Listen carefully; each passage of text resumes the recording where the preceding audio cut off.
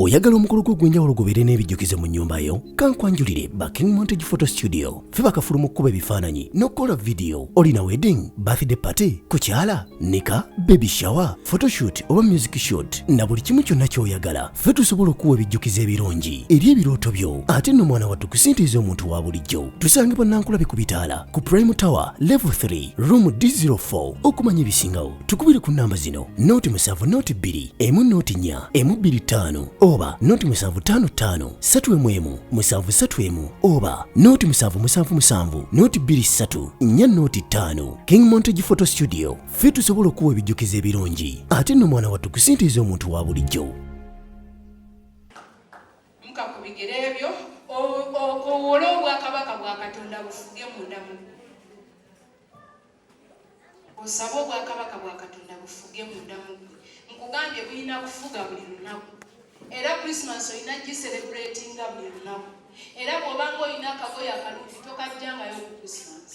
Kambale olaba Emily buli lunaku ojjayo akagoye k'akalungi si bwe kiri.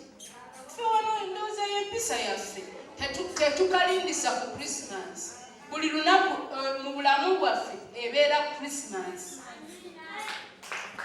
Gabeera mazaalibwa ga Mukama waffe Yesu mu bulamu bwaffe, kubanga bw'anaazaalibwa munda mu ffe ekibi tekijja kuzaalibwa. Otegeera? Yesu bw'anaazaalibwa mu ffe temujja kuzaalibwamu kibi, kubanga Omwoyo Omutukuvu teyeegatta na kizikiza. Omwoyo wa Mukama tasobola kufuga nga waliwo ekizikiza.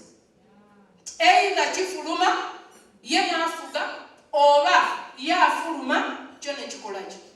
Tebisobola kufuga byombi. Kati leka obwakabaka bwa Katonda bufuge munda mu ggwe. Bayibuli egambye nti Kitaffe ateesa ebigambo ebirungi. Bwe bunaafuga munda mu ggwe agenda kuteeseza bulungi. Taata omulungi, Kabaka w'abakabaka, mu linnya lya Yesu Kristo Omwana Katonda omulamu, Taata tukusinza, tukugulumiza era tukuwa ekitiibwa. Mukama tukwebaza nnyo olw'obulamu bwaffe. Tukwebaza Katonda waffe. Tusaba Omwoyo Omutukuvu afuge munda mu ffe. Tusaba obwakabaka bwo bweyongera okufuga munda mu ffe, kubanga bwa mirembe n'emirembe. Twaniriza obwakabaka bwa Katonda, bwanirize bulamu bwo. Bwanirize bw'onoobwaniriza abadde awali ekizikiza kijja kufuluma kidduke. Bwaniriza obwakabaka bwa Mukama waffe Yesu bufuge munda mu ggwe. Bufuge munda mu ggwe. Kristo asobole okukola amakulu munda mu ggwe. Obwakabaka bwe bukola amakulu, kubanga tekigasa gamba nti walokoka naye ng'okyalimu ekizikiza. Tekigasa gamba nti walokoka naye ng'okyalimu ettima, ng'ettima likyatudde likyafuga. Eryo olwaleero lifuluma kasita oyaniriza obwakabaka bwa Katonda. Yaniriza obwakabaka bwa Katonda. Bwanirize bulamu bwo munda mu ggwe. Ebirala obyagala siganye, naye weetaaga obwakabaka bwa Katonda okufuga munda mu ggwe, kubanga bw'anaafuga obwo bwe buwanguzi bwo. Yesu Kristo okubeera ng'atudde mu bulamu bwo n'afuga. Obwakabaka bwa Mukama waffe nga butudde mu bulamu bwo nga yafuga. Bwanirize mu linnya lya Yesu Kristo Omwana Katonda omulamu. Taata tubwaniriza. Twaniriza omwana yazaalibwa omu yekka. Bayibuli egambye nti omwana atuweereddwa. Twaniriza omwana eyatuweebwa, omwana Yesu Kristo. Tumwaniriza bulamu bwaffe. Oyo ateesa emirembe, oyo ateesa ebigambo ebirungi, oyo Yesu ow'amaanyi, Katonda ataggwaawo, omukulu ow'emirembe. N'okufuga kwe tekulikoma, kugenda kubeera kwa mirembe na mirembe. Yaniriza okufuga kwe kutuule munda mu ggwe. Afuge mu linnya lya Yesu. Taata tukwaniriza ofuge. Okufuga kwo leka kubeere munda mu ffe.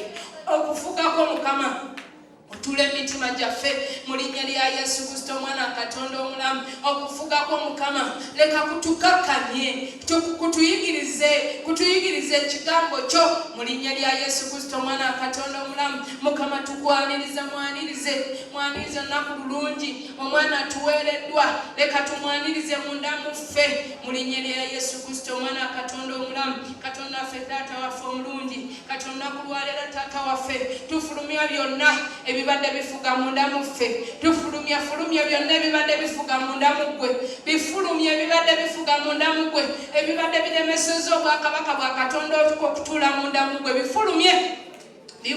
bifulumye bigambe fuluma oba lubadde lugambo mugambe lufulume oba gibadde mize mugamba gifulumye fulumya byonna ebibadde bifuga munda mu ggwe ettima tufulumye olugambo tufulumye obutasonyiwa tufulumye obukaba tufulumye obwenzi tufulumye eddogo tubifulumya byonna bifulumye mu linnya lya Yesu Kristo Mwana Katonda omulamu bifulumye ebibadde bifuga munda mu ggwe oba bukaba oba bwenzi fulumya oba gubadde muze walagi fulumya mu linnya lya Yesu Kristo Mwana Katonda omulamu byonna tufulumya buli nteekateeka yonna ey'omubi Sitaani kati fulumya agalwadde gonna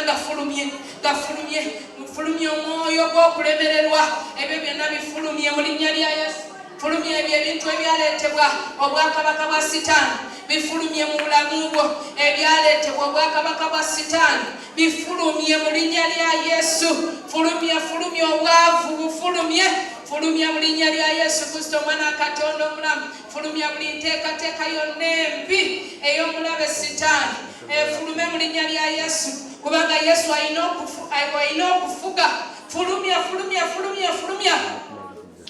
okulemererwa fulumya okudda emabega emyoyo gy'okudda emabega gifulumye mu linnya lya Yesu Kristo Mwana Katonda omulamu eby'obutakola guno omwaka obonyebonye nnyo omulabe yali yakutuulamu yali yaleeta obwakabaka bwe n'abuteeka munda mu ggwe olwaleero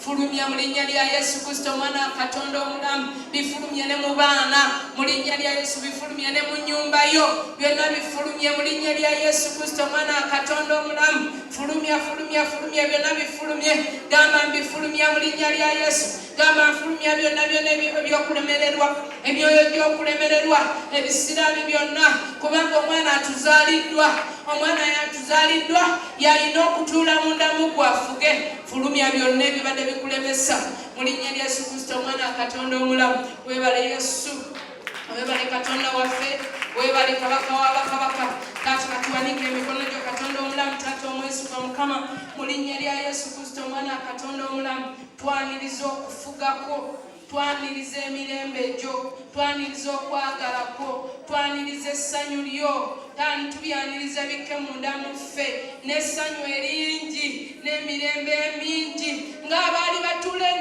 Nafutaali ne Zebbulooni bwe baalaba omusana naffe tulaba omusana mu linnya lya Yesu Kristo Omwana Katonda omulamu omusana gutwakire omusana nga ye Yesu Kristo Omwana Katonda omulamu aleeta obuwanguzi munda mu ffe aleeta obuwanguzi aleeta essanyu aleeta obulamu mu linnya lya Yesu Kristo awonye endwadde kubanga bw'abeera ku lwaffe ate omulabe waffe y'ani tufulumya abalabe bonna ebirabe Sitaani omulabe Sitaani tumufulumya amatwale gaffe tuyingiza obwakabaka bwa Katonda tuyingiza okufuga kwa Mukama waffe Yesu weebale Yesu omulungi weebale taata waffe omwesigwa weebale kabaka w'abakabaka twaniriza omwana Kristo afuge mu linnya lya Yesu yeetwalira ekitiibwa yeetwalira obuyinza Bayibuli egamba nti emirembe gibeere ku nsi n'ekitiibwa eri waggulu ewa Mukama waffe w'ekitaffe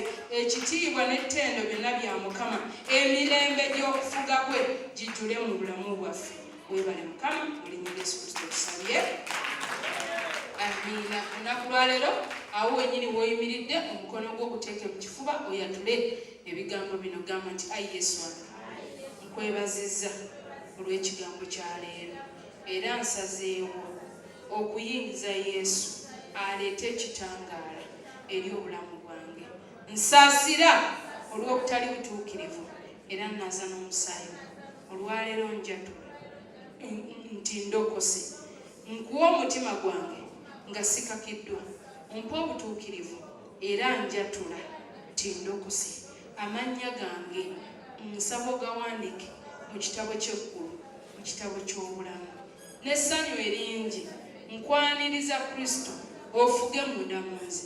Weebale Mukama, weebale Mukama. Amen.